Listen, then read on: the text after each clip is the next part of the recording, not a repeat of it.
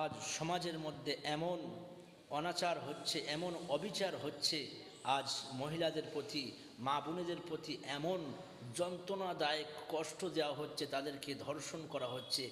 আজ তাহলে আমাদের মা বোনেরা কিভাবে সুরক্ষিত থাকবে, তাদেরকে কিভাবে আমরা সুরক্ষিত রাখতে পারবো? সেই জন্য ইসলাম বিধান দিয়েছে, তোমার বাড়ির মা বোনকে তুমি পর্দার মধ্যে রাখো, তাদেরকে খোলামেলা অবস্থায় বাইরে যেতে দিও না, তাদেরকে খোলামেলা অবস্থায় বাজারে যেতে দিও না, তাদেরকে খোলামেলা অবস্থায় মার্কেটে যেতে দিও না, তাদেরকে খোলামেলা অবস্থায় যেখানে বেশি মানুষের সঙ্গম সেখানে যেতে দিও না। এখন তো যদি কোনো কর্তব্য হয়, বাজারে যেতে হয়, ডক্টরখানায় যেতে হয়, তাদেরকে পর্দার মধ্যে ঢাকা দিয়ে তাদেরকে নিয়ে যাও, তাদেরকে খোলামেলা যেও না। যারা ধর্ষক তারা অবশ্যই তাদের উপরে লানত দেবে, অবশ্যই তাদের উপরে ধর্ষণের আক্রমণ করবে, চক্রান্ত করবে। সেই জন্য আমাদের মা বোনেদের পর্দা একান্ত জরুরি।